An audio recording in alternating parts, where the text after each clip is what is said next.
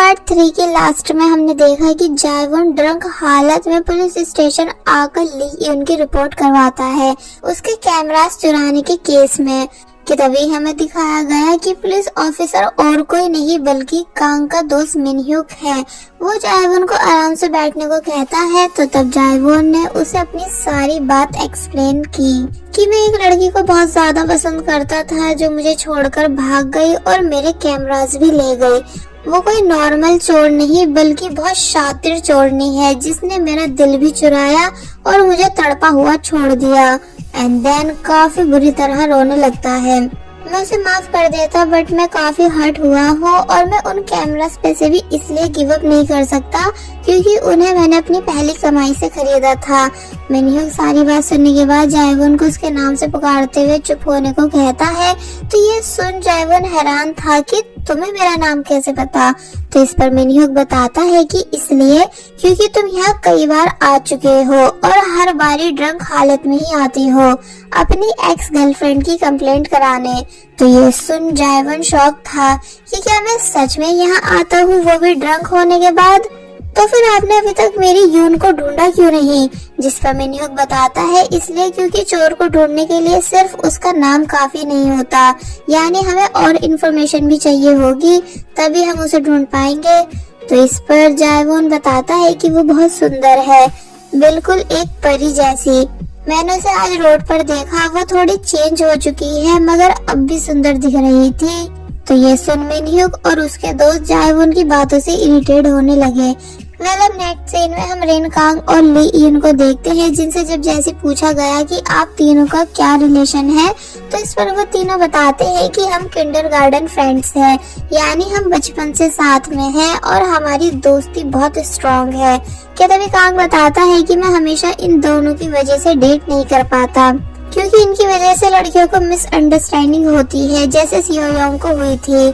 और फिर स्टोरी एक बार पास्ट में आई जहां हम देखते हैं कि कांग जो कि चुपचाप अपना वर्क कर रहा था कि तभी सियोयोंग वहां आकर उससे पूछती है कि तुम किससे सबसे ज्यादा लाइक करते हो, मुझे या ली को या फिर रिन को। जिस पर कांग ने जब जैसी जवाब दिया कि तुम्हें मैं एज ए गर्लफ्रेंड लाइक करता हूँ और उन दोनों को एज ए फ्रेंड, तो ये सुन सियोयोंग भड़क गई क्योंकि उसके अकॉर्डिंग लड़का लड़की कभी दोस्त नहीं हो सकते। स्पेशली उसे ली यून पर बहुत ज्यादा शक था क्योंकि रिन का तो बॉयफ्रेंड है मगर ली यून का नहीं, इसलिए पूरे चांसेस थे कांग और ली यून के अफेयर होने के।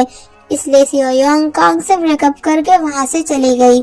एंड ये सब ड्रामा दूर से रिन और ली यून ये दोनों भी देख चुकी थी।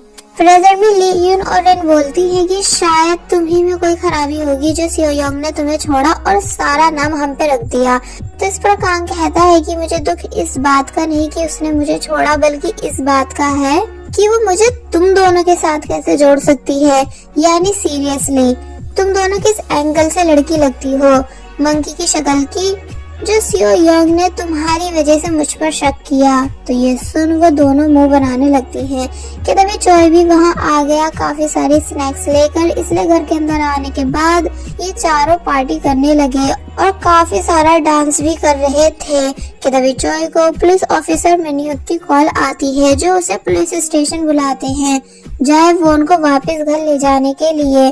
तो ये सुन चोय काफी ज्यादा हैरान हुआ और फिर जब वो जायवोन को लेने पुलिस स्टेशन आता है तो तब उसे मिनह्यूक के बताने पे पता चलता है कि उसका भाई लड़की के चक्कर में अक्सर यहाँ आता है और यून यून चिल्लाता है। इसलिए फिर चोय जायवोन को एक रेस्टोरेंट लाकर पूछता है कि भाई आखिर आपकी प्रॉब्लम क्या है, यानी आप उस लड़की पे से गिव अप कर क्यों नहीं रहे हो, क्या आपको पता भी है कि आप उसकी वजह से खुद को कितनी प्रॉब्लम्स में डाल रहे हो। मगर जायवोन कुछ नहीं बोलता कि भी चोय के पास रिन की कॉल आई जिसे भी चोय सब बता देता है कि हाँ भाई उसी लड़की यानी यून की वजह से ड्रंक होकर पुलिस स्टेशन चले गए थे क्योंकि वो इनके 30 मिलियन वॉन के कैमरास लेकर जो गायब है। इसलिए ये देवदास बनकर अक्सर पुलिस स्टेशन जाते हैं उसकी रिपोर्ट कराने। तो ये सुन जायवोन मना करता भी है कि प्लीज इनको कुछ मत बताओ, मगर चोय रुकता नहीं क्योंकि उसे आदत है हर एक बात अपनी गर्लफ्रेंड बताने की। रिन सब बातें सुनने के बाद बोलती है कि आई थिंक चोय का कजन जायवोन सच में उस लड़की के लिए बहुत परेशान है काश वो लड़की जायवॉन के लाइफ में कभी आई ही नहीं होती। तो ये सुन ली यून नजरें चुराने लगी। अब नेक्स्ट सीन में जायवॉन अपने एक डॉक्टर दोस्त से मिला और उससे पूछता है कि क्या ये बात सच है कि जब हम किसी को बहुत ज्यादा लाइक करते हैं और दिन रात उसके बारे में सोचते हैं तो वो हमें सपने में दिखने लगता है। जिस पर उसका दोस्त बताता है कि हाँ ऐसा होता है, यानी जब हम किसी को खुद पर हावी कर लेते हैं तो फिर वो पर्सन हमें हर जगह दिखने लगता है, जबकि प्रेजेंट में वो होता नहीं। तो ये बात सुन जायवॉन मन ही मन बोलता है कि इसका मतलब वो सब सच में सिर्फ एक सपना था। यानी जब कल रात में ली यून के गम में बहुत ज्यादा ड्रिंक कर रहा था तो तब वो मुझे रेस्टोरेंट के बाहर दिखी, पर शायद वो सच में एक सपना ही था। ये तभी प्रेजेंट में ली यून बताती है कि नहीं, वो एक सपना नहीं था, यानी मैं कल सच में वहाँ थी। और फिर जब जैसी जायवॉन बेहोश हुआ तो तब मैं उसके पास गई थी। अब इस स्टोरी को हम उसी सीन से देखते हैं जहाँ जायवॉन ड्रंक है और ली यून उसके पास बैठी हुई है। मगर जब जैसी वो वहाँ से जा ही रही थी कि तभी अचानक जायवॉन को होश आया। जहाँ जायवॉन पहले तो काफी ज्यादा शॉक था कि कहीं ये कोई सपना तो नहीं, यानी क्या यून तुम यहाँ सच में हो। बट वो कहती है नहीं, ये सब सिर्फ तुम्हारा एक ड्रीम है। और फिर जायवॉन से पूछती है कि तुम आखिर मुझे भुला क्यों नहीं पा रहे हो। जिस पर जायवॉन कहता है नहीं, यानी मैं तुम्हें कभी नहीं भूल सकता क्योंकि हमने एक दूसरे से शादी की थी एंड तुम मेरी वाइफ हो। ली यून बोलती है कि पर वो सब सिर्फ एक जोक था। बट जायवॉन कहता है कि नहीं, यानी मेरे लिए वो सब कोई मजाक नहीं था। देखो हमारी मैरिज रिंग आज भी मेरे पास है क्योंकि तुमने इसे उतारने से मना किया था, इसलिए मैंने इसे कभी नहीं उतारा। तो ये सुन ली यून की आंख में आंसू आ गए और वो रोने लगी। जायवॉन बताता है कि मैं तुम्हें ढूंढते हुए वापस जेजू आइसलैंड भी गया था, मगर अब क्योंकि रारा और उसका हस्बैंड रेस्टोरेंट बेचकर अफ्रीका शिफ्ट हो चुके हैं, इसलिए मेरी आखिरी उम्मीद भी खत्म हो गई थी तुम्हें ढूंढने की। अब बस सिर्फ मेरे पास तुम्हारी यादें बची है। तो ये सब सुन ली यून रोते हुए जायवॉन को सॉरी कहती है, मगर जायवॉन कहता है कि तुम सच में बहुत मतलबी हो जो सिर्फ अपना सोचकर मुझे छोड़ गई। तो इस पर ली यून रोते हुए गुस्से से बोलती है कि फिर तुम मुझे भूल क्यों नहीं जाती हो। मगर जायवॉन कोई जवाब नहीं देता बल्कि पूछता है कि अब तुम कैसी हो, यानी क्या तुम्हारी लाइफ में सब ठीक चल रहा है। जिस पर जब जैसी ली यून ने सर हिलाते हुए हाँ में जवाब दिया तो ये सुन जायवॉन और ज्यादा इमोशनल होने लगा कि क्या सच में, यानी क्या तुम सच में खुश हो मुझसे दूर होकर। पता नहीं क्यों ये बात मुझे बहुत हर्ट कर रही है। और फिर काफी बुरी तरह रोने लगा। ली यून कहती है कि तुम झूठ बोल रहे हो, मगर जायवॉन बताता है कि क्या तुम्हें आइडिया भी है कि जब से तुम मुझे छोड़ के गई हो तब से मैं अंदर ही अंदर कितनी बुरी तरह मर रहा हूँ। तो ये बात सुन ली यून बहुत जोर जोर से रोने लगी और जायवॉन को चुप कराते हुए एक बार फिर माफी मांगती है, ये बोलते हुए कि मैं सच में एक हॉरिबल वुमेन हूँ, इसलिए प्लीज मेरी वजह से खुद को तकलीफ मत दो। जायवॉन ली यून से उसके पास आने को बोलता है और फिर जब जैसे ली यून जायवॉन के पास आकर बैठी तो वो उसके शोल्डर पे अपना हेड रख के काफी बुरी तरह रोने लगा और बस ये कहता जाता है कि प्लीज अब दोबारा मुझे छोड़ के मत जाना क्योंकि मैं तुम्हारे बिन जी नहीं पाऊंगा।